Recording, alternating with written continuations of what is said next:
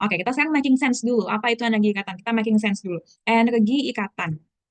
Mungkin berbeda atau mungkin tidak di semua buku atau di mana di sumber lain dijelaskan. Ini saya jelaskan lebih detail.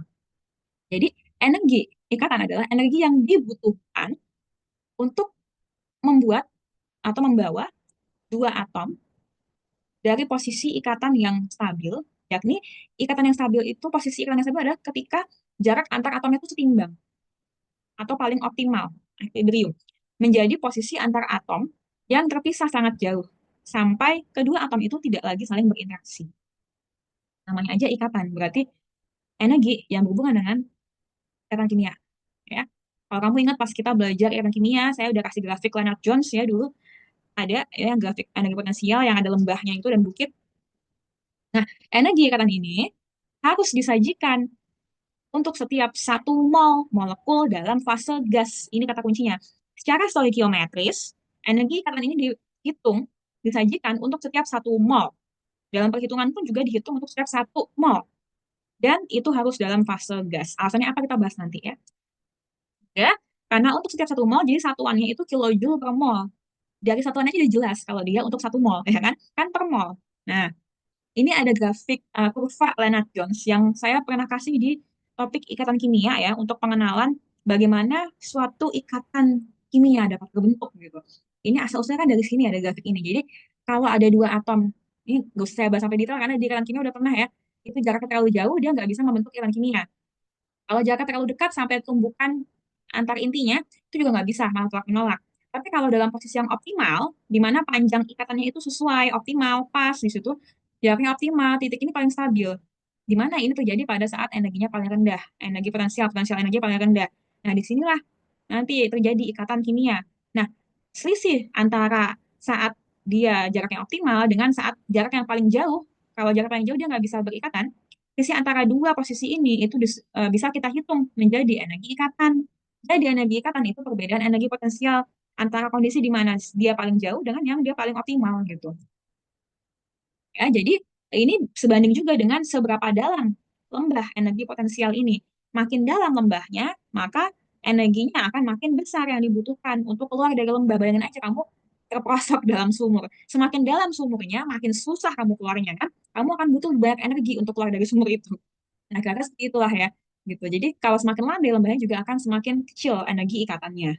Gitu. Berarti kalau semakin kecil, semakin mudah dilepaskan, semakin mudah untuk diputus gitu ya katanya. Tapi kalau semakin besar atau semakin dalam lembahnya, itu semakin sulit diputus ikatannya.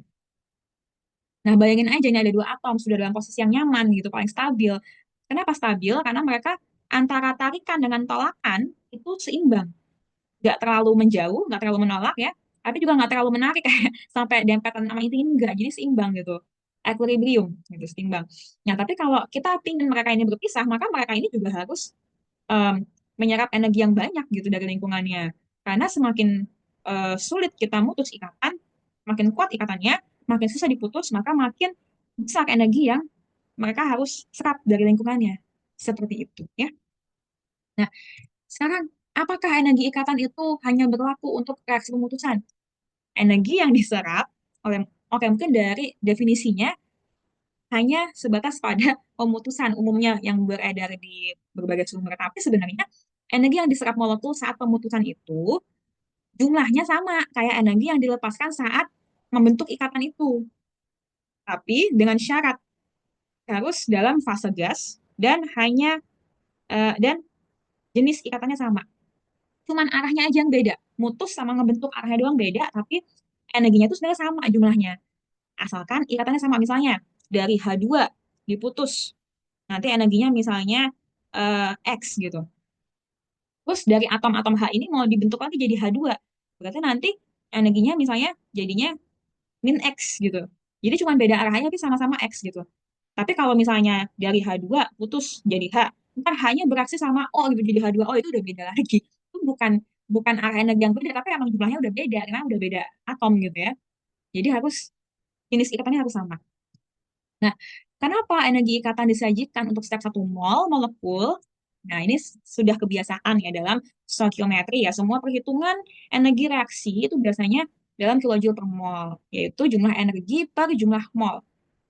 Jadi bukan per satu molekul gas hidrogen itu terlalu banyak nanti karena sangat kecil gitu. Jadi kalau sangat kecil, sangat banyak itu nggak praktis secara stoichiometris. Kamu kan sudah belajar stoichiometri ya. Kenapa kita pakainya mol bukan partikel? Karena kalau pakainya jumlah partikel nanti sangat banyak banget sampai 10 pangkat 23 nanti. Dan itu akan nggak praktis secara stoichiometris. Susah untuk diukur dan dipahami dalam sehari-hari gitu.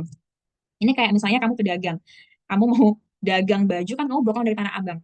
Kalau kamu mau borong baju dari Tanah Abang, kamu pasti bayarnya itu tuh untuk setiap kodian gitu, misalnya kodian atau mungkin per karung malah mungkin. Satu kodi itu 20 biji, berarti bayarnya ya sekodi, bukan bayar persatuan bajunya gitu. Karena kalau kamu nanti jualan terus kamu borong 100 kodi, 100 kamu kali 200 X baju tuh akan susah dihitungnya gitu. Jadi mendingan dihitungnya per paket, per kodi gitu. Sepaket-sepaket. Nah, gitulah kira-kira kenapa kita pakainya satu molekul.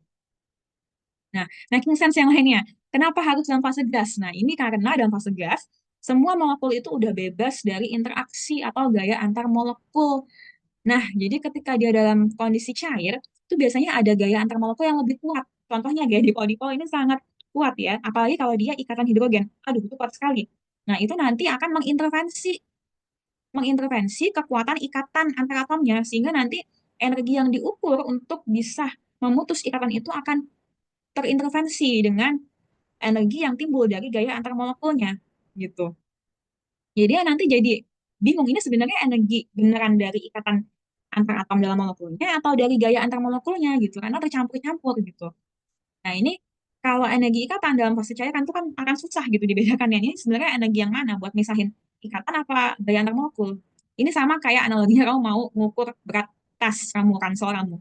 Berarti kan kalau pengen tahu berat aslinya tas kamu ya kamu harus keluarin dulu isinya, harus dicopot gantungan kuncinya, pin-pinnya, perintilannya dikosongin semua.